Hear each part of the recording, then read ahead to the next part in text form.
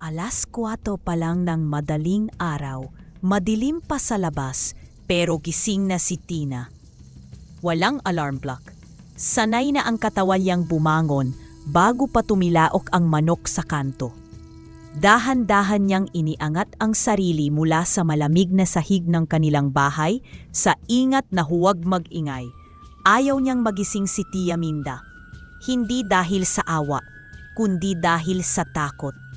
Hinipo niya ang tuhod, may peklat pa rin mula sa pagkadulas niya noong 1 linggo habang naglalaba. Masakit pa pero kailangan niyang bumangon. Sa kusina, madilim pa. Ang ilaw ay kumikislap-kislap, parang laging bibigay. Binuksan niya ang kalan, kinayod ang natuyong tutong sa ilalim ng kaldero at nagsimulang magsaim. Huwag mong sobrahan ng tubig ang bigas ha. Naaalala niyang sabi ni Tia Minda kagabi habang sinusuklay nito ang buhok sa harap ng salamin. Kaya siguro puro latak ang luto mo eh. Walang kwenta. Si Tina ay hindi umimik noon. Ngayon, sa kanyang katahimikan. Nagsalita ang kanyang isipan. Kung may mali, palaging ako ang may sala. Kahit gutom sila, kasalanan ko. Kahit masarap, hindi sapat. Ako ang taksil sa mundo nila. Habang kumukulo ang kanin, inilabas niya ang longganisa, hotdog at itlog. Sapat lang para sa 3 pinsang sina Carlo, Kaye at Lito. At para sa kanyang tiyahin na si Tia Minda. Ginigisa niya ang mga ito sa mantika. Amoy usok ang buong kusina. Umiiyak ang mata niya, pero hindi dahil sa usok. Hindi ba pwedeng minsan? Ako naman ang ipagluto. Tanong ng kanyang isip. Hindi ba pwedeng gisingin ako para sabihin, Tina, kumain ka na? Hindi ba pwedeng tawagin akong anak ni Tia Minda o pinsan ng aking mga pinsan? Bumangon ang kanyang mga pinsan bandang 6:00. Magulo pa ang kanilang buhok. Subalit puro tawanan at kwentuhan ang umaga nila. Tina, may ketchup ba? Sigaw ni Carlo habang walang pasintabing binuksan ang ref. Kuya, wala na po pero may toyo. Yuck! Ayoko niyan. Sabay tapo ng kutsara sa mesa. Si Kaye naman ay naka-headphones pero tinanggal ito para lang magsalita. Ma! Ang alat ng itlog. Bakit siya ang lagi mong pinagluluto? Di nga marunong. Lumabas si Tia Minda mula sa kwarto. Nakapantulog, mukhang puyat. Hindi siya tumingin kay Tina. Bagkus dumiretso ito sa mesa. Tumikim ng kanin at agad na napasumangot. Ano to? Sinabi ko na sa'yo diba, huwag mong masyadong damihan ang tubig. Tia, nagsaing po ako ng tama. Sabi niyo kasi, huwag mo kong sagutin. Sabay sabunot sa buhok ni Tina. Mahina ngunit sapat para iparamdam kung sino ang may hawak ng leksyon. Pasalamat ka at binibigyan ka pa namin ng tirahan. Dapat nga nagpapasalamat ka eh. Kung hindi dahil sakin, nasa ampunan ka na siguro. Tumango si Tina, walang luha. Hindi dahil hindi siya nasasaktan, kundi dahil natutunan na ng mga mata niyang huwag magsayam ng luha. Pagkatapos ng agahan, naghugas siya ng pinggan, naglinis ng sahig at sinimot ang tira-tirang kanin sa gilid ng palanggana. Nilagyan niya ito ng toyo at ilang patak ng mantika, kinamay at kinain sa sulok ng kusina. Kahit asong gala, may mas masarap na agahan sa akin, bulong niya sa sarili. Walang tao sa kusina, pero naramdaman niyang may sumilip mula sa pinto. Si Carlo. Tina, tanin lang talaga kinakain mo? Mumiti si Tina, pilit. Oo, okay lang to. Favorite ko nga to eh. Ah, okay. Tumalikod ito at umalis. Hindi sigurado kung naawa o pangungutya. Minsan, hindi mo na rin alam kung alin sa kanila ang may puso o alin sa kanila ang natuturing manliit dahil yun ang kanilang nakikita. Bago pumasok sa eskwela, dumadaan muna si Tina sa bahay ni Aling Esme. Sa isang maliit na lamesa sa tabi ng tindahan, nakahanda na roon ang mga yema, balot sa makukulay na cellophane, pero ang laman ay pare-pareho, tamis na kayang ipaglaban ng sipag. Ahimik lang si Tina habang kinukuha ang mga ito. May palitan sila ng sulyap ni Aling Esme. Minsan may kasamang ngiti, Ngunit kadalasan, katahimikan ang batayan ng pagkakaunawaan nila. Pangbaon, tanong ng matanda minsan habang inaabot ang plastic bag. Hindi po, pangbenta, sagot ni Tina, halos pabulong. Sa eskwela, si Tina ay tila multo. Wala siyang barkada, walang kasama sa lunch. Pero sa bawat pagsusulit, isa siya sa may pinakamataas na marka. Tina, anong sagot sa number 5 kanina? Tanong ni Rika, isa sa mga kaklase. Letter B, yung may macroeconomic policy. Ang talino mo talaga, bulong nito, pero hindi na siya tinabihan. Sa cafeteria, habang kumakain ang iba ng burger, spaghetti at fries, si Tina ay nakasupot ng 2 yema at isang pandesal na may palamang margarine at tubig mula sa gripo ang ininom niya. Habang nguya-nguya niya ang pandesal, tumingin siya sa bintana. Balang araw, bulong ng isip niya. Magkakaroon din ako ng ID na may logo ng kolehiyo. Maglalakad ako sa campus. May hawak akong aklat, hindi basket ng balut. Ngumiti siya ng bahagya, hindi dahil masaya siya, kundi dahil may paniniwala pa. Darating din yon, at kinagat niya ang huling bahagi ng pandesal. Matigas na sa gilid, pero sapat para sa isang batang sanay sa lumalaban kahit walang laban. Kinagabihan, pagkatapos niyang maghanda ng hapunan, magligpit ng mesa at maghugas ng pinagkainan, umalis na siya, bitbit ang basket ng balut at penoy. Sa dilim, naglalakad na si Tina sa gilid ng kalsada. Malamig ang hangin, may pasulput-sulput na ambon. Butas na ang kanyang tsinelas, kaya tuwing maapakan niya ang basang aspalto, kumakagat ang lamig hanggang buto. Balot! Sigaw niya. Mahina, halos pabulong. Wala siyang lakas para makipagkumpetensya sa ibang tindera na mas malakas ang tinig, mas makapal ang damit, at may laman ng tiyan. Nagtitinda siya gabi-gabi. Hindi para sa luho, kundi para sa baon, para sa mga bayarin sa eskwela, at para sa isang munting pangarap, ang makapasok sa kolehiyo at makapagtapos. Isang pangarap na tila mailap, pero pilit niyang hinahabol gabi-gabi sa basang kalsada. Isang matandang lalaki ang lumapit. Miss, balot na. Yung bago ha? Habang inaabot niya ang balot, napatingin ito sa kanya. Ikaw yung laging nakikita ko dito, no? Anong pangalan mo, iha? Tina po. Sa itsura mong yan parang di ka pa kumakain. Sabay tawa ng matanda. Mumiti si Tina, pilit. Hindi na siya sumagot. Ayaw niyang sabihin ang totoo. Mumiti si Tina payapa. Hindi po ako gutom. Sambit niya, kahit naririnig ng sikmura niya ang kasinungalinan. 11 na ng gabi nang makauwi siya. Wala nang tao sa sala. Sa kwarto, bukas pa ang TV. Nagtatawanan ang mga pinsan. Wala silang pakialam sa kanya. Tina! Sigaw ni Tia Minda mula sa loob. Ang dumi ng banyo. Linisin mo muna bago ka humiga. Hindi siya sumagot. Dumiretso siya sa banyo. Kinuha ang basahan at nilinis ang sahig na basa ng sabon, ihi at ano-ano pa. Sa wakas, natapos na ang lahat. Humiga siya sa sahig, katabi ang basket ng panindang hindi na ibenta. Ginamit niyang unan ang lumang jacket. Hinaplos niya ang basket. Bukas ulit, bulong niya. Baka bukas mas madaming benta.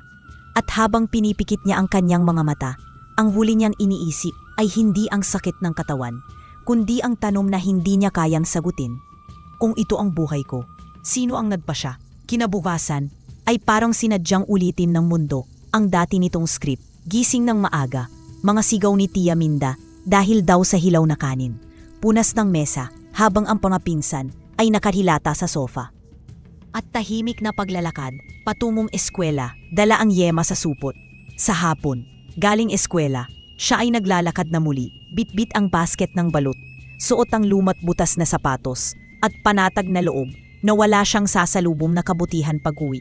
Umuulan ng kaunti, ambon lang, pero sapat na para palamigin ang buto.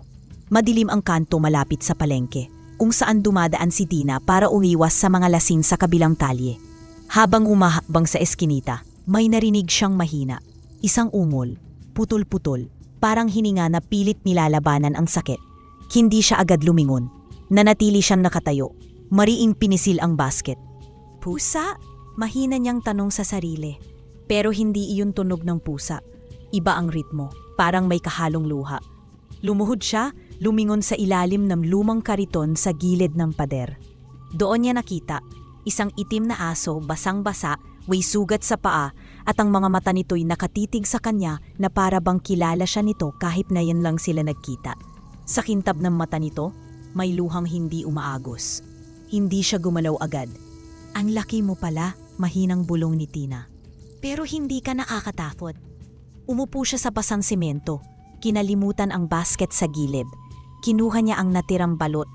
Yung kanina pa niyang gustong kainin pero hindi niya magawang gawin dahil nasasayangan siya at baka maibenta pa ito. Binuksan niya ito, binalatan, inilapit sa aso. Eto, hindi ko alam kung magugustuhan mo pero ito lang ang meron ako. Lumapit ang hayop, hindi mabilis, hindi sabik, marahan, parang humihingi ng pahintulot. Tumingin ito kay Tina bago simulang kainin ang balot. Habang pinapanood niya ang hayop, hindi niya napigilan ng sarili na magsalita. Alam mo ba, araw-araw ganito ang buhay. Paulit-ulit.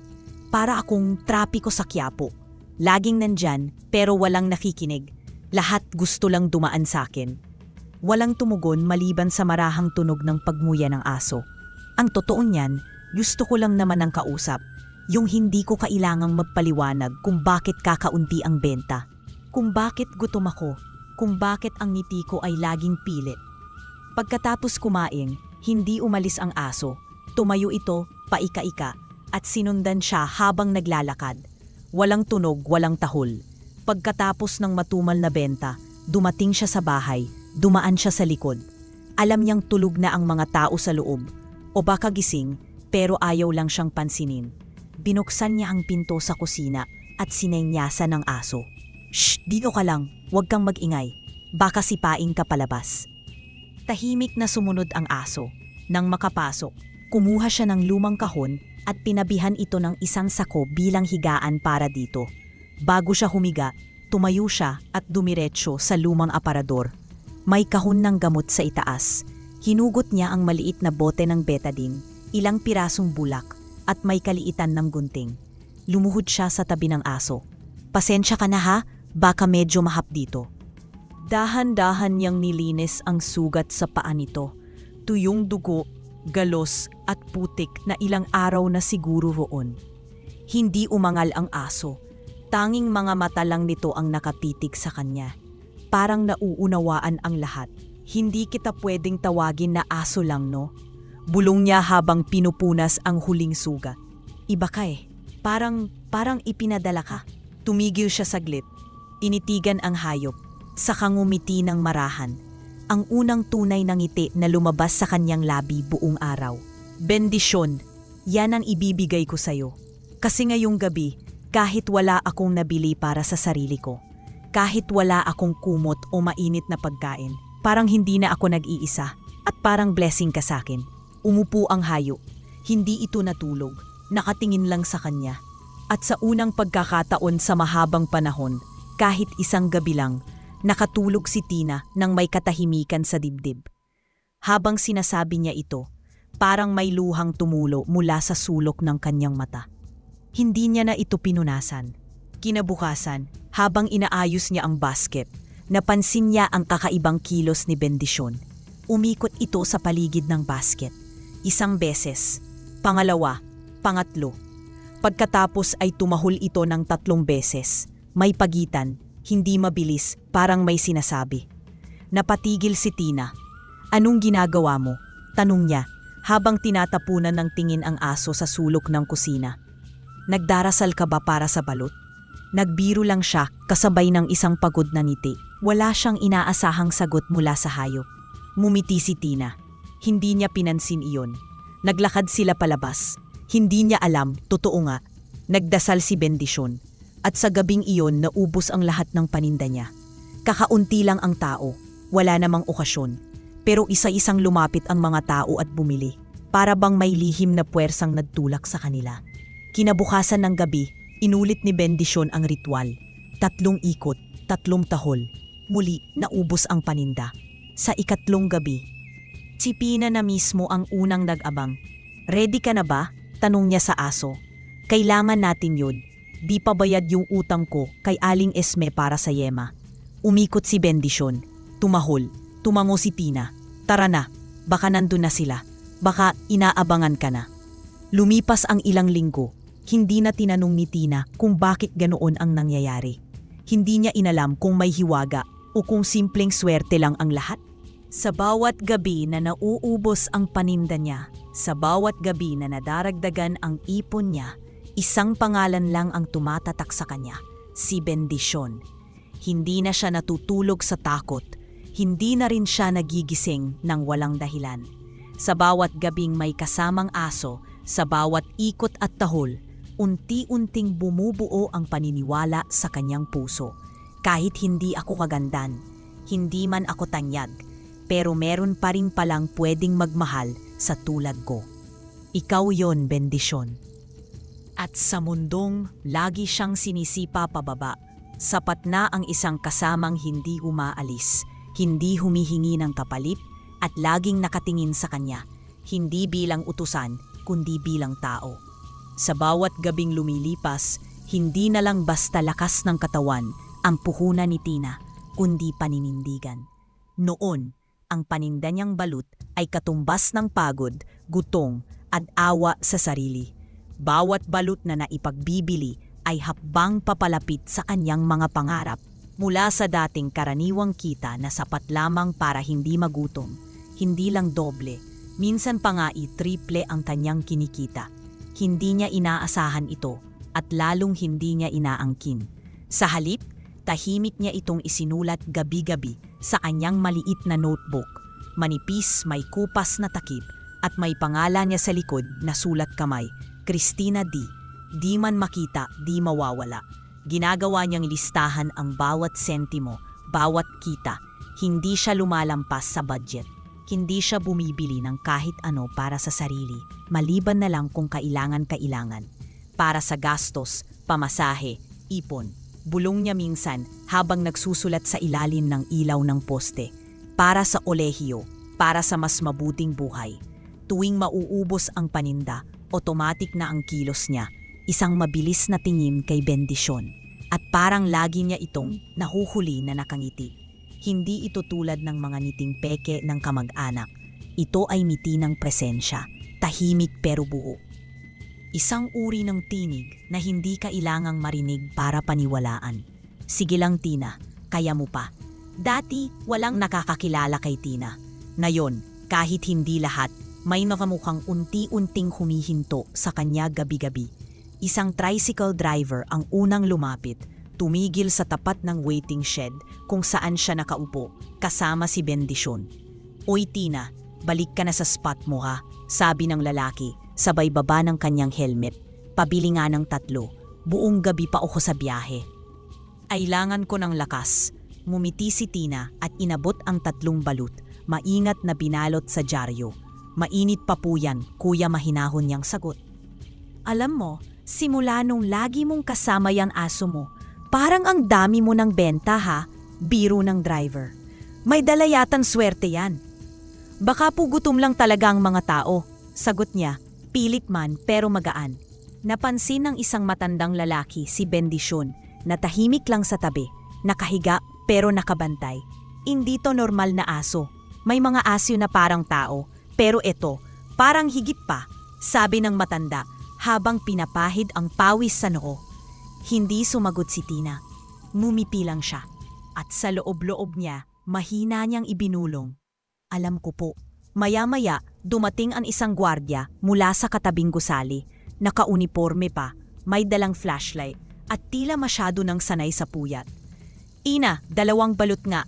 Hindi ko kayang walang balut kapag medyo malamig. Binigyan niya ito habang si Bendisyon ay tahimik na tumayo. Parang kinikilatis ang bagong customer. Oh, wag mo akong kagatin ha, biro ng gwardya. Pero hindi siya kinabahan. Sa halip, tumango si Tina. Hindi po siya nangangagat, pero alam niya kung sino ang dapat bantayan. Kaya pala, tuwing makikita ko kayo, parang ligtas kayo kahit madilim na. Tahimik si Tina. Hindi niya alam kung paano sagutin yon. Kaya tinapik niya lang ang ulo ni Bendisyon at ngumiti. Opo, ramdam kong lagi po akong ligtas pagkasama siya. At hindi na rin po kami nag-iisa. Sa gabing iyon, nang makauwi na siya, naupo siya sa harap ng kanyang notebook. Binuksan ito at nagsulat. Nirecord niya ang kinita sa araw na iyon. Tumabi si Bendisyon sa kanya, marahang humiga. Tinapik niya ito sa ulo. Hindi ko pa rin maintindihan kung bakit mo ko pinili, mahinang sabi niya. Pero salamat. Salamat kasi hindi mo ako binigyan ng tanong. Binigyan mo ako ng sagot. Tumingin si Bendisyon. Walang tunog, walang galaw. Pero ang titig dito ay mas malinaw kaysa sa kahit anong salita. Sa isipan ni Tina, isa lang ang malinaw. Ang mga panindang ito ay hindi lang para sa kita, kundi para sa mas magandang kinabukasan. At habang siya'y natutulog na, may hangin sa bintana, hindi malamig, kung hindi init ng gabing puno ng pagpapala. Pero gaya ng lahat ng gabing mapayapa, laging may umagang sisira sa katahimikan. Pagka-uwi niya kinabukasan, hating gabi na. Galing siya sa isang maayos na gabi ng pagtitinda. Mula sa basket na puno kanina, wala nang natira kundi ilang supot ng asin at suka. Si Bendisyon ay tahimik na nasa kanyang tabi, gaya ng nakagawian. Tahimik ang buong bahay. Walang ilaw. Ang sala ay may mga tsinelas ng kanyang mga pinsan, pero walang boses. Pagpasok niya sa kanyang sulok ng kwarto, isang sulok lang talaga sa sala na may kurtina bilang dingding. Napansin niya agad ang garapon na pinaglalagyan niya ng ipon. Wala ang takip, bukas, alat ang ilang papel na ginamit niyang pantakip sa ilalim. Agad siyang lumuhod. Kinuha ito, binaliktad. Tumunog lang ang salamin sa sahig. Walang kahit isang barya. Walang kahit isang papel na pera. Wala. Wala. Laman ng ilang taong pagtitinda. Lamang tiyan na isinakripisyo. Pangarap na pinag-ipunan kahit walang tulog. Nawala sa isang iglap. Nagsikip ang dibdib ni Tina. Hindi siya makahina. Nangangatog ang kamay niyang hawak ang garapon. Si Bendisyon, tila nakaramdam, ay lumapit at dumikit sa binti niya. Tumayo siya. Binigla ang pinto ng kwarto ni Tia Minda. "Tia!" sigaw niya. Halos hindi makontrol ang boses. "Nasaan ang pera ko?" Nagulat ang matandang babae, pero agad bumangon, galit ang una niyang sagot. "Anong pera?" "Yung ipon ko, sa garapon ko po, nawala." Lumabas si Lito, hawak ang bagong cellphone, may nakakabit pang earphones. Napatitig si Tina. Kilala niya ang modelong iyon. Iyon mismo ang tinitingnan ni Lito sa Facebook Marketplace. Ilang araw lang ang nakalipas. "Kinuha mo?" tanong niya, diretsyong kay Lito. "Yung pera ko." "Hoy, wag kang magbintang," singit ni Tia Minda. "Hindi kami magnanakaw. At kung may binili ang mga anak ko, daling yon sa allowance nila." "Allowance?" Tumaas ang boses ni Tina sa unang pagkakataon. "Tia, wala naman pong ibang pumapasok dito sa bahay." Kumakabog ang dibdib niya. Parang mabumara sa lalamunan, pero pilit pa rin niyang nagsalita. "At ngayon, nawala na po yung ilang taon kong ipon. Para sana sa kolehiyo ko." "Wala kang karapatang magbintang," sabog na sigaw ni Tia Minda. "Utang na loob mo pa nga na pinatira ka namin dito." "Pinatira? Pero ginawang katulong," sigaw ni Tina. "Pati yung perang sarili kong pinaghirapan, nawala na." Hindi siya natapos. Isang malakas na sampal ang dumapo sa kanyang pismi. Sumunod ang sunod-sunod na palo sa katawan. Mabilis, mabigat, walang babala. At bago pa siya makaiwas, sinabunutan siya. Hinila pababa, parang basahan, hanggang sa mawalan siya ng balanse at bumagsak sa sahig. Narinig niya ang hiyaw ng pinsan niyang si Kay, pero hindi ito lumapit. Hindi man lang gumalaw. Tumahimik ang buong bahay, maliban sa sariling hinal ni Tina. Pat sa katahimikang mas masakit kaysa sa pananakit. "Lumayas ka, na yun din," sigaw ng kanyang tiyahin. "Hindi ikaw ang nagpapakain dito. Hindi ikaw ang may-ari ng bahay." "Hindi po ako ang nagpapakain," mahinang sagot ni Tina habang dinadampot ang kanyang basket. "Pero naging katulong niyo po ako ng ilang taon, walang bayad. Hindi ko po naramdaman na kapamilya niyo ako." Tiningnan niya ang mga mata ng kanyang tiyahin. "Hindi ko po kailangan ng ganitong bahay." Wala nang luhang bumagsak mula sa kanyang mga mata. Ang sakit, hindi na bago, Sanay na siya. Pero ang galit, iba ngayon. Buhay ito, parang humihinga. Kumakapit sa loob niya, parang apoy na matagal nang natutulog. At ngayon ay unti-unting naglalagablab. Dala ang kanyang basket at si Bendisyon na nakabuntot sa kanya. Naglakad si Tina palabas ng bahay. Walang direksyon, walang dala kundi ang sarili. Wala siyang plano, wala ring pera. Pero ang usang pangalan ang agad na suwulpot sa kanyang isipan habang naglalakad sa kalsadang basa ng ulan. Aling Esme, ang matandang babae na nagtitinda ng yema sa kanto. Ang unang taong tumanggap sa kanya hindi bilang utusan, kundi bilang tao. Tuwing pupunta siya para kumuha ng paninda, si Aling Esme ay tahimik lang pero may mga mata na laging nagtatanong, kumain ka na ba? Kahit walang sinasabi. Umuulan ng mahina. Si Bendisyon ay naglalakad pa rin sa tabi niya. Di alintana ang tubig o lamig. Pagdating niya sa maliit na tindahan sa gilid ng lumang bahay, kumatok siya. Mahinang katok. 1, 2, 3 beses. Bumukas ang pinto, may ilaw sa loob, malamlam. Si Aling Esme, nakaduster, bitbit ang baso ng mainit na tubig. Lumabas at napatingin sa kanya. Walang sinabi si Tina. Tumulo na lang ang luhang kanina pa niya pinipigil. Basa ang kanyang buhok, may pasa sa pisngi, leeg at braso, at ang buhok ay may bakas ng pagkakasabunot. Hindi na nagtanong si Aling Esme. Isinara niya ang pinto, inilapag ang baso at lumapit kay Tina. Hinaplos ang kanyang ulo, saka siya niyakap. Mahigpit, walang tanong, walang sermon. Dito fa na iha, bulong ni Aling Esme. Wala ka namang ibang pupuntahan, di ba? Tumango si Tina, wala na po. Hindi mo kailangan sabihin ang lahat. Lahat ay halata na. Dinala siya ni Aling Esme sa maliit na silid sa likod ng tindahan.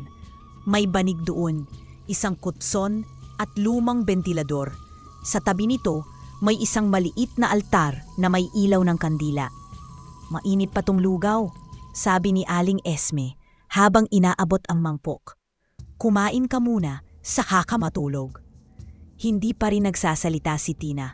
Kinuha niya ang mangkok. Hindi siya kumain agad. Pinanood niya lang ang usok ng lugaw. Umaangat. Umikot at nawawala sa hangin. Salamat po, bulong niya sa wakas. Wala yon, sagot ng matanda, sabay ngiti. Laging bukas ang pintuan ko para sa'yo, iha. Simula nung araw na yon, naging ibang-iba ang umaga ni Tina. Hindi na siya laging nasisigawan. Hindi na niya naramdaman na isang utusan lang siya. Sa halip, tinatawag siya ni Aling Esme ng, "Iha, kape ka muna." Tumulong sa paggawa ng yema. Tinuruan siyang bumalot ng mas mabilis, magbilang ng mas tama. At magbenta sa mas maraming tao. Alam mo, Tina, sabi ni Aling Esme, isang gabi habang pareho silang nagbabalot ng yema. Hindi mo kailangang magtiis habang buhay. Ang paghihirap ay daan, pero hindi destinasyon. Napatingin si Tina sa matanda.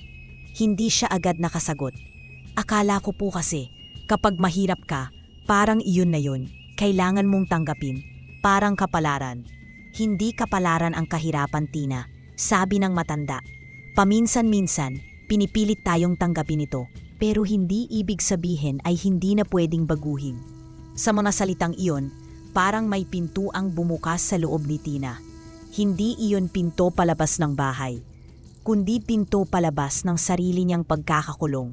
At si Bendisyon, na dati laging nakapwesto sa paanan ng kanyang banig, ay ngayon nakaupo sa may pintuan ng bagong silid.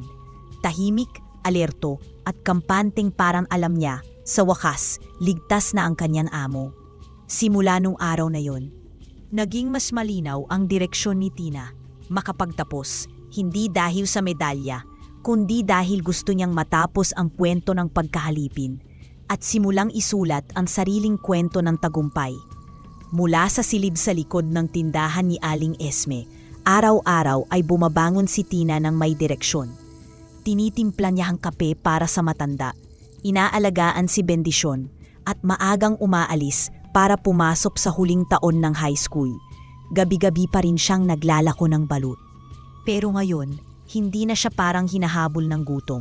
Ngayon, para siyang tumatakbo papunta sa pangarap. Paglipas ng panahon, Araw ng graduation. Maaga pa lang ay gising na si Tina. Nilinis niya ang kanyang sapatos gamit ang lumang basahan.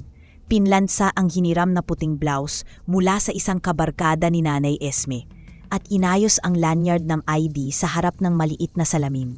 Hindi ko akalaing aabot ako sa araw na to. Sabi niya habang kinakausap ang sarili. Akala ko dati, balot lang ang mararating ko. Hindi pala. Balot ang nagdala sa'yo riyan.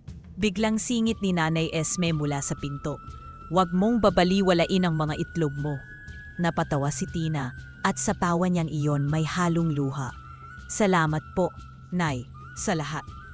Wala akong ginawang espesyal, binuksan ko lang ang pintuan ng aking bahay. Ikaw ang nagpatuloy at ikaw ang nagtapos. Sa mismong seremonya, hindi siya umasa sa parangal. Pero nang pinawad ang kanyang pangalan, Cristina de los Santos, Top 7. Para bang bumigat ang medalya sa leeg niya, hindi dahil sa bigat ng bakal, kundi dahil sa timbang ng lahat ng tiniis niya habang tinatanggap niya ito.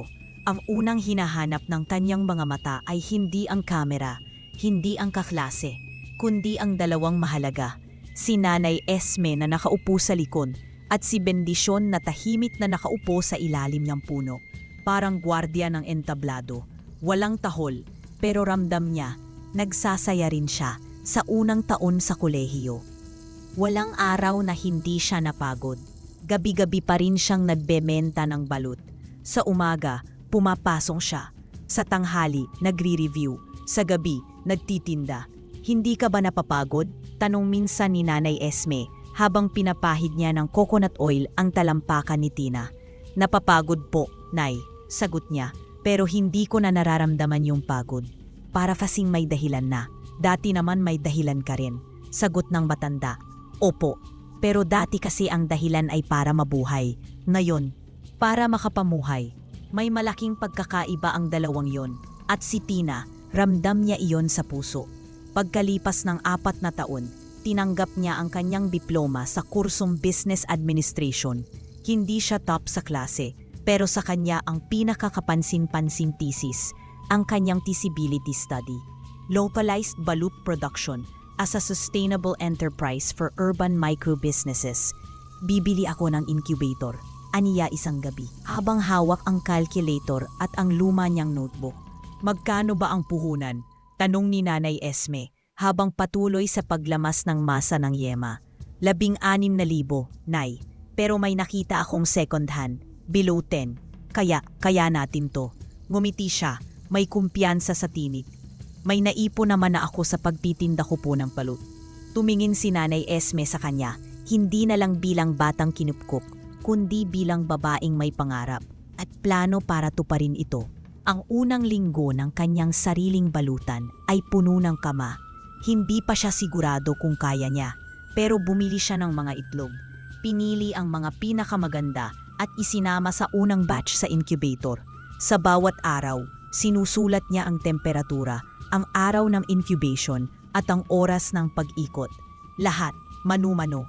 Hindi nagtagal, nagsimula siyang mag-supply sa 2 tindahan. Mula roon, nadagdagan. May mga karinderya na, sari-sari store at grocery na rin. Miss Tina, ang balut mo may sabaw pero hindi malansa. Bihira yun, sabi ng isang suki. Maayos ang pag-aalaga, kaya masarap ang lasa. Biro niya minsan at nagulat siya sa sariling pagiging kumpiyansa. Yan ang tagline mo dapat, sigaw ni Aling Esme. Hindi nagtagal, nakabili siya ng tricycle. Doon niya sinasakay ang delivery. Si Bendisyon, laging nasa likod, nakaabang sa basket, parang bodyguard ng itlog. Paglipas ng taon, nakabili siya ng second-hand pickup. Sa 3 taon, isang elf truck na puti. Nilagyan niya ng sticker sa gilid. Bendisyon Foods. Maayos ang pag-aalaga, kaya masarap ang lasa. Tuwing aalis, isang ritual ang hindi maaaring nakalimutan. Lalabas si Bendisyon, iikot ng 3 beses sa paligid ng sasakyan. Pagkatapos ay 3 beses tatahol. Hindi sunod-sunod, kundi may pagitan. Parang orasyon. Ma'am Tina, Tanong ng bagong helper niya isang gabi. Bakit po laging ganon si Bendisyon bago tayo umalis? Ngumiti siya, tinapik ang ulo ng aso. Dati, sa basket lang siya umiikot, sabi ni Tina, habang pinagmamasdan si Bendisyon na tahimik na nakaupo sa tabi ng kariton. Parang panalangin niya yon. Napangiti siya, na sana mabili lahat, na sana makauwi kaming buo, na sana may bukas ulit para sa amin. Tahimik ang helper, pero ramdam niya ang bigat ng sinabing iyon. Isang gabi, habang chinecheck niya ang temperatura ng mga incubator, dumaan si Nanay Esme. Pina, sambit nito habang pinapanood siyang maingat na inaayos ang settings ng makina. Anong pakiramdam nang makitang umuunlad na ang negosyo mo? Mas masarap kaysa sa balutnay, biro ni Tina, sabay ngiti. Pagkatapos ay bahagyang tumahimik siya, saka tumingin kay Nanay Esme, mata sa mata, buong puso. Pero ang totoo po, hindi ko po magagawa to kung wala kayo. Hindi po to negosyo lang. Buhay ko po ito. At kayo po ang unang naniwala. Hindi ka na ba natatakot? Natatakot pa rin po, sagot niya habang iniilawan ang mga itlog. Pero hindi na ako natapakot magkamali. Mas natatakot akong tumigil. Si Bendisyon ay naroroon pa rin. Nagkakaedad na, bumabagal na ang lakad. Pero tuwing may biyahe, pilit pa ring umiikot. Hindi kasing bilis dati, pero sapat para sabihin, handa na. At tuwing naririnig ni Tina ang tahol ni Bendisyon bago ang bawat biyahe, alam niyang tama ang lahat ng sakripisyong pinagdaanan niya. Hindi lang dahil umasenso siya, kundi dahil sa wakas, naging kanya na ang buhay na minsan ay ipinagkait sa kanya. Kasama niya ang mahiwagang asong si Bendisyon, ang tahimik na bantay, ang gabay sa dilim, at ang tila sugo ng tadhana na patuloy na nagbibigay sa kanya ng swerte at pagpapala. Isang gabi habang nafaupo sila sa harap ng maliit na lumang bahay ni Nanay Esme, may hawak si Tina na isang papel. Hindi na ito listahan ng pangarap, kundi plano. Architectural drawing. May square sa gilid na may label, Silid ni Bendisyon. Nay, mahina niyang tawag habang iniaabot ang papel. Hindi na po ako makontento na dito lang tayo. Gusto ko pong maibalik kahit kalahati ng lahat ng ibinigay ninyo sa akin. Inayos ni Aling Esme ang salamin niya at piningnan ang papel. Napakunot ang noo pero hindi dahil sa tanong, kundi dahil naiintindihan niya agad. Bahay? Tanong niya kahit alam na ang sagot. Tumango si Tina, may luha sa gilid ng mata. Hindi po basta bahay, tahanan, para sa inyo, para sa atin, para kay Bendisyon. Napatahimik ang matanda, hindi siya agad nakasagot. At nang sa wakas ay tumango siya, ang sagot lang niya ay, kung iyan ang gusto mo, iha, hindi ko pipigilan ang biyayang gusto mong ibalik. Pagkalipas ng 6 na buwan, natapos ang bahay. Hindi ito mansyon, pero may 2 palapag, hardin na may tanim na kalamansi, rusal at bayabas. At isang maliit na water fountain na tila paliguan ni Bendisyon sa init ng araw. Ang pinaka-espesyal, isang silid sa likod na may pintuan ng kahoy. May nakaukit, Bendisyon. May electric fan sa sahig, sariling kutson at kahit maliit na mesa na parang opisina. Sa pader, may nakasabit na larawan nilang 3, si Tina, si Nanay Esme, at si Bendisyon. Kuha noong araw ng kanyang college graduation. Nang dumating ang araw ng paglipat, simpleng salu-salu lang ang inihanda nila. May lumpia, pansit, at ginataan. Ilang dating suki, supplier, at empleyado ng Bendisyon Foods ang dumalo. Habang pumapasok si Nanay Esme, natulala ito sa loob ng bahay. Hawak niya ang pinto, halos ayaw pang pumasok. Pagpasok niya agad siyang napaupo siya sa sofa at tahimik na napaiyak. Hindi ko na po kayo papayagang mag-isa sa gabi, Nay, bulong ni Tina, lumuhod sa tabi nito. Anak, garalgal ang boses ng matanda. Simulat sa pool, hindi ko inakalang magiging ganito ang buhay mo. Hindi po ako ang dahilan.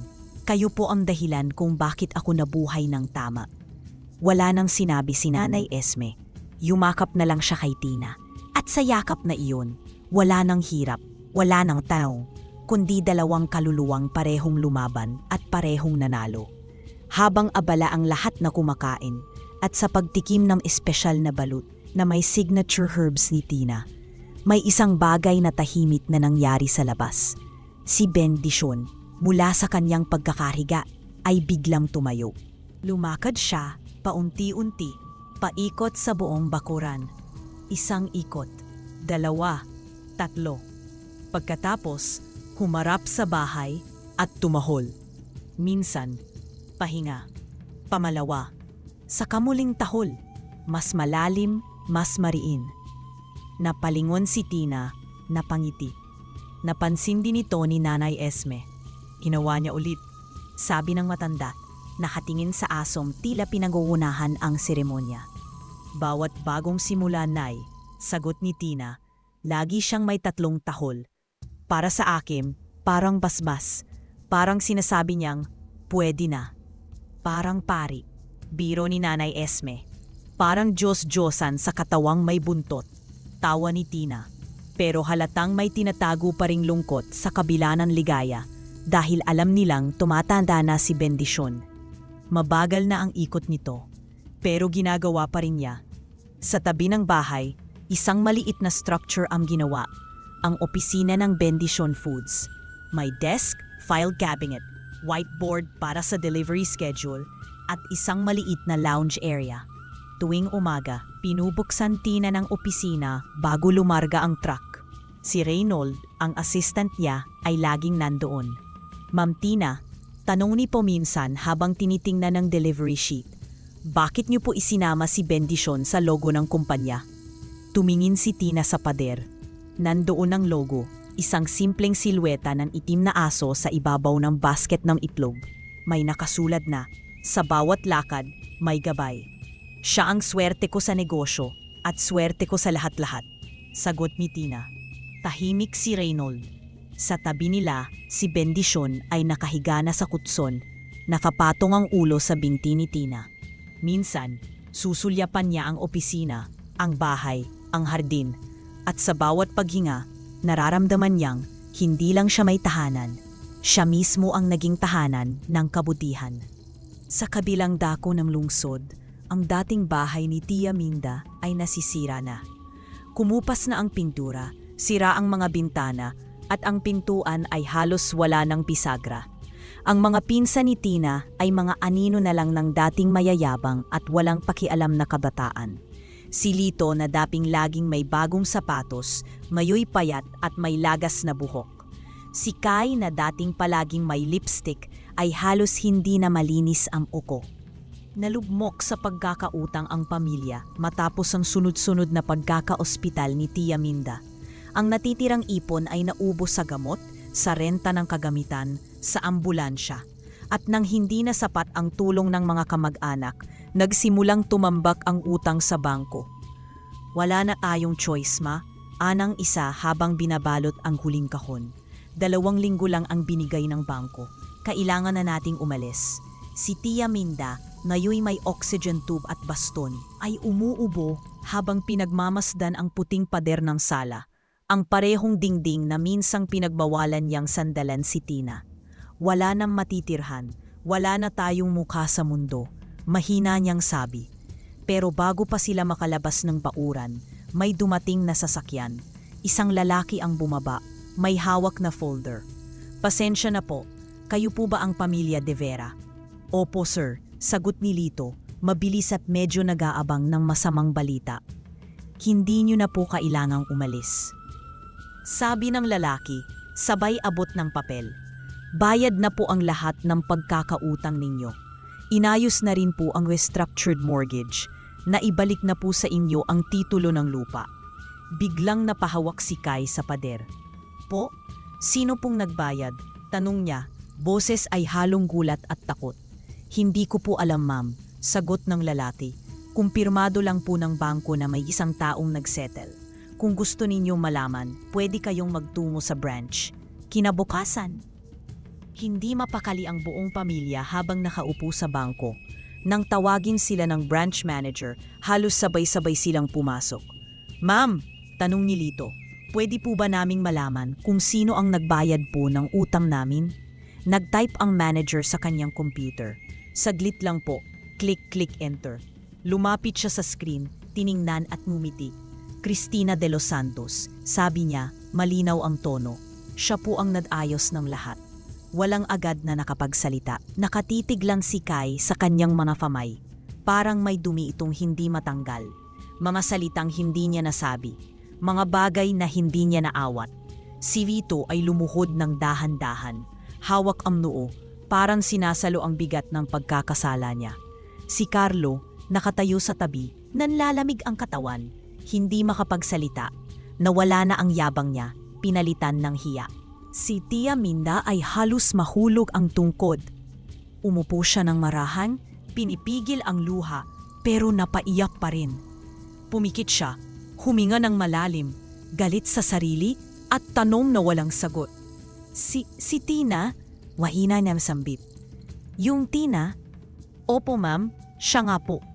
Hindi sila naghintay ng isa pang araw. Lumuwas sila agad papunta sa opisina ng Bendition Foods. Paglapit nila sa gate, si Reynold ang bumungad. "May kailangan po kayo?" tanong nito. "Pwede po ba naming makausap si Tina?" "Si Miss Cristina?" Mahina, halos pabulong na pakiusap ni Lito. Sumilip si Reynold saka tumango. "Sige po, sandali lang." Pagkalipas ng ilang minuto, lumabas si Tina mula sa loob. Naka-button-down shirt na bahagyang gusot sa manggas at itim na slacks siya. Simple pero maayos, may kumpiyansa sa kilos. May bahid pa ng tinta ng ballpen sa daliri. Tanda ng katatapos lang sa papeles i-inventory. Sa tabi niya, si Bendition. Alerto agad, tahimik na nakamasid. Pagkakita ng pamilya niya, napahinto siya. "Anong ginagawa ninyo rito?" tanong niya. Hindi malamig, pero hindi rin mainit ang boses. Si Tia Minda ang unang nagsalita. Hawak niya ang bag, nanginginig ang mga kamay. "Pina, anak, iha." Bulong niya, nangingilid ang luha. "Pasensya ka na. Alam kong walang sapat na salita para sa lahat ng nagawa namin sa'yo. Pero narito pa rin ako ngayon dahil hindi ako matatahimik hanggat hindi ko na ihaharap sa'yo ang katotohanan at paghingi ng tawad." Lumapit si Tia Minda. Pigil ang iyak, pero bumagsak din. Lumuhod siya. "Patawarin mo ang tiya mo, Tina. Hindi ako naging ina sa'yo. Hindi trinatong pamilya. Pero sana, kahit kaunti, sana maibalik ko sa'yo ang respeto na hindi ko naibigay." Tahimik si Tina.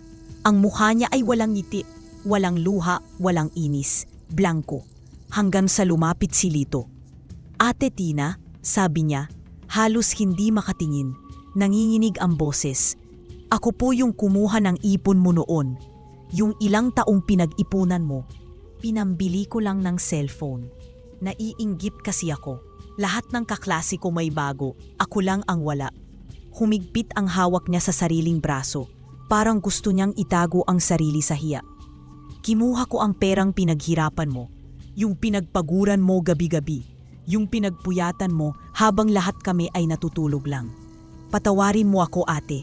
Hindi ko na maibabalik ang nawala, pero gusto kong harapin ka ngayon. Hindi bilang pinsan mo, kundi bilang taong handang akuin ang pagkakamali niya." Tumulo ang luha ni Tina. Ilang patak lang, pero sapat na para basagin ang katahimikan. "Alam ko," sagot niya. "Alam ko na noon pa. Alam kong ikaw kumuha. Pero kahit anong sabihin ko at gawin ko noon, alam kong wala ring akong laban." Lumapit si Carlo. Mabigat ang bawat hakbang, parang tinutulak ng konsensya. Tumigil siya sa harap ni Tina. Hindi agad makatingin, pero pinilit ang sarili. "Patawad, ate," mahina niyang sabi. "Katulong lang ang tingin ko sa iyo noon." Huminga siya ng malalim, pilit nilulunok ang sariling hiya.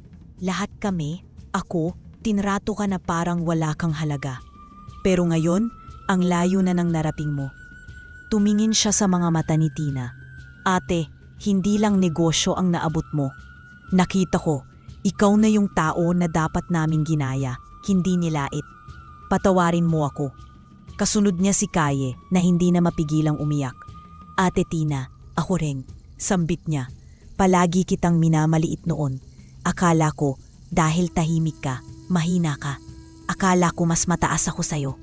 Pero ngayon ko lang nakita kung gaano ka katatag. Patawad ate. Hindi ko na mababawi lahat ng sinabi ko noon. Pero sana, maramdaman mong nagsisisi ako. Tahimik si Tina sa gitna nila. Walang galit sa mata pero may lalim na hindi agad mapapantayan ng kahit anong paghingi ng tawad. Pamilya pa rin kayo, bulong niya sa wakas. Kahit papaano. At kung pinili kong tumulong, hindi dahil gusto ko ng kapalit. Kundi dahil ayoko nang maranasan niyo yung bangungot na araw-araw kong naranasan at iniiyakan noon. Lumapit siya sa kanyang tiya Minda at inabot ang braso. Tumulong siyang tumayo ito at saka siya niyakap ng matanda ng mahigpit. Humihikbi, parang yakap ng isang inang ngayon lang natuto magmahal. Mula sa di kalayuan, si Bendisyon ay nakaupo lang, nakatitig sa eksena, tahimik, hindi tumahol, parang bantay ng kapatawaran. Parang tagapagtala ng isang tagpong minsang hindi akalaing mangyayari. Sa gabing iyon, habang nilalagyan ni Tina ng bagong halaman ang gilid ng opisina, may tanong si Reynold habang pinapanood ang muling pagbubuo ng pamilya niya. Ma'am Tina, hindi niyo po ba sila kinasuklaman talaga? Kahit papaano. Hindi agad sumagot si Tina. Tumingin siya sa ulap. Tao rin ako, Reynold. At oo, kinasuklaman ko sila noon. Pero hindi ako nagpaiwan sa galit. Kasi kung pinili kong magtanim ng galit, baka hindi ko naabot kung nasaan ako ngayon. Baka hindi ko natagpuan ang kapayapaang meron ako ngayon. Ang tahanang ako mismo ang bumuo. Sabay tingin niya kay Bendisyon, na tahimik na nakasunod sa kanya. Ang mga aso, Reynold, hindi marunong magtanim ng galit. Sana, ganun din tayong lahat. Isang araw, maagang gumising si Tina, puno ng enerhiya. Sa kalendaryo ng opisina, pula ang bilog sa petsa, malaking delivery sa 3 palengke, 2 bagong suki sa kabilang bayan, at isang mini grocery. Ang elf truck ay bagong linis, ang mga kahon ng balut ay nakaayos na, at ang lahat ng tauhan niya ay nakaantabay na sa labas. Habang hawak ang clipboard, papalapit siya sa sasakyan nang biglang sumulpot si Bendisyon. Hindi siya kumilos gaya ng dati. Wala ang 3 ikot. Wala ang tamang tahol na paalala ng swerte. Sa halip, humarang siya sa mismong harapan ng truck, nakatayo sa pagitan ng gulong at kalsada. Ang buntot nito ay tuwid. Ang mata ay alerto, pero may aninong malungkot. Bendisyon? Tawag ni Tina. Nagtataka. Bigla itong tumahol. Sunod-sunod. 1, 2, 3, 5. Malalalim, parang pagputok ng baril sa madaling araw. Bendisyon, sabat ng driver. Ma'am, parang may nakikitang masama ang aso. Hindi siya ganito, bulong ni Tina. Nilapitan niya ang aso. Yumuko siya, hinaplos ang batok nito. Mainit ang katawan, wala itong sakit. Ramdam niya, may ibinubulong ang presensya nito. Hindi siya takot, pero parang may malamig na dumampi sa batok niya. Hindi mo ako pinapaalis. Okay, mahina niyang sabi. Sige, bukas na lang tayo. Maglakad na lang muna tayo. Bendisyon. Nagulat ang mga trabahador. Ma'am, sayang po. Kompleto na yung karga. Ayos lang. Bukas na lang. Aniya, tahimik ngunit matatag. Iresked lahat. Basta, wag na tayong umalis. Habang naglalakad sila ni Bendisyon sa paligid ng compound, tahimik lang si Tina. Hindi siya nagtatanong. Hindi siya nagtatalo. Sa puso niya alam niyang may dahilan. Kinabukasan, habang nasa opisina si Tina, may balitang lumabas sa radyo sa background habang nagsusulat siya sa logbook. Isang malagim na aksidente ang naganap kahapon ng umaga sa kahabaan ng Marcos Highway.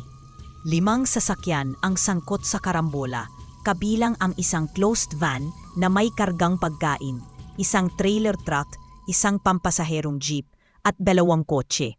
Ayon sa paunang imbestigasyon, nawalan ng preno ang closed van at bumangga ito sa likod ng trailer truck na nagdulot ng sunod-sunod na banggaan. 8 ang nasawi sa insidente, kabilang ang driver at helper ng van. Ilang daang motorista ang naapektuhan sa trapikong umabot ng mahigit 5 oras. Nahulog ang hawak niyang ballpen. Marahan siyang tumayo, humakbang palapit sa bintana, saka napatingin sa bakanteng espasyo. Nandoon si Bendisyon, nakahiga sa lilim ng puno, nakatingala sa langit. Lumapit si Tina, marahang lumuhod, niyakap ang leeg ng aso. Alam mo no, bulong niya, alam mong may mangyayari. Alam mong pag umalis ako kahapon, baka hindi na ako makabalik. Hindi tumahol si Bendisyon, pero tumingin ito sa kanya, diretso sa mata. Doon, nakita ni Tina ang isang uri ng pag-unawa na hindi kailanman maitatawid ng salita. Hindi ka ordinaryong aso, aniya, hinaplos ang likod nito. Ikaw ang milagro na hindi ko hiningi pero ibinigay sa akin. Lumipas ang mga taon at sa kabila ng paglago ng negosyo, mas naging kalmado ang lahat. Si Tina ay may sariling team, may delivery manager, may opisina sa probinsya. Ngunit sa lahat ng ito, si Bendisyon ay hindi kailanmang nawawala sa paligid. Tahimik, matanda na, mabagal. Minsan, habang binibilang niya ang mga resibo, napansin niyang hindi na agad tumatayo si Bendisyon tuwing may dumarating na bisita. Hindi na rin ito gaanong lumalakad. Nandyan lang sa may bintana, minsan sa lilim ng puno, tila bantay ng katahimikan. Hanggang sa isang gabi, nakita ni Tina si Bendisyon na dahan-dahang bumangon. Inisip niyang iihila ng aso, ngunit hindi. Naglakad ito patungo sa supply area. Mabagal, hinihila ang paa. Bahagyang nauuntog sa gilid ng kahon. Pero nagpapatuloy. Pagdating sa gitna, umikot ito. Isang ikot, lumagitik ang tuhod. Pangalawang ikot, mas mabagal. Pangatlo, parang nalalagas ang hininga. Pagkatapos, tumahol ito. Isang mahina, halos pabulong. Pangalawa, mas matalim. Pangatlo, parang buntong hininga na rin. Saka ito humiga sa tabi ng basket ng balut, ang dating kanang kamay ng kanyang amo sa lansangan. Si Tina, hindi gumalaw. Alam na niya, lumuhod siya sa tabi nito. Bendisyon, mahinang tawag niya. Maraming salamat. Lahat ng ito ay dahil sa'yo. Hinaplos niya ang ulo ng alaga. Humiga si Bendisyon sa braso niya at sa loob ng ilang minuto, doon na rin ito puwikit.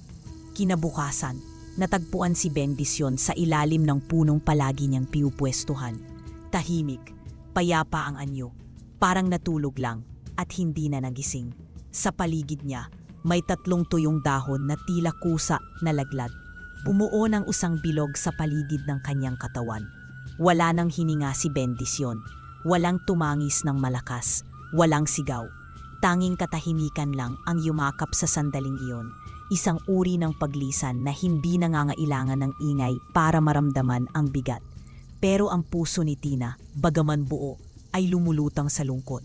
Hindi dahil nawala ang aso niya, kundi dahil nawala ang kaluluwang kasama niya sa lahat ng nilakad sa dilim. Ipinahukay niya ang likod ng opisina. Doon sa ilalim ng punong iyon, inilibing si Bendisyon. Tinabunan ng lupa ang kanyang katawan, ngunit hindi nito kayang tabunan ang alaala. Habang isinusutsok ang huling patong ng lupa, biglang umihip ang hangin. Umikot ito ng 3 beses, sapat para mapansin ng lahat ng empleyado na nanonood. Walang salita, walang utos. Ngunit para kay Pina, sapat na iyon upang maunawaan. Hindi ito paalam. Ito ay pagpasa ng ilaw at tanda na sa puso niya naroroon pa rin ang gabay na tinatawag niyang bendisyon. Lumipas ang maraming taon. Ang dating maliit na kariton ng balut ay ngayon ay naging kilalang pangalan, Bendition Foods. May mga samay na ito sa iba't ibang bayan. Mula sa Antipolo hanggang Batangas, mula sa mga barangay market stalls hanggang sa maliit na grocery chains. Ngunit kahit gaano kalayo ang naraping ng negosyo, isang bagay ang nanatili sa bawat tindahan, ang altar. Sa isang sulok ng bawat branch, may nakaayos na maliit na mesa. Nandoon ang larawan ng isang itim na aso. Ang mga mata nito ay tila laging nakamasid. Sa tabi ng larawan, may plastik na basket. Lumang-luma pero malinaw ang hugis. May kandila, asin. At isang maliit na mural kung saan nakaukit ang panasalitang 3 ikot, 3 tahol, bago maglakad, bago magbenta, bago umasa. Sapagkat ang swerte ay gabay, hindi regalo. Isang gabi, malamig ang simoy ng hangin. Sa labas ng bahay ni Tina, sa isang hardin na puno ng kalamansi, oregano at ilang tanim na rosas, naupo si Tina at si Nanay Esme. Magkatabi silang tahimik, bawat isa'y may sariling iniisip habang pinagmamasdan ang mga butuin. Ang ganda ng langit na yon, sabi ni Nanay Esme, humigop ng mainit na tsa. Tahimik, para bang pinakikinggan ka. Si Tina, hawak ang lumang basket, ay tumangulang.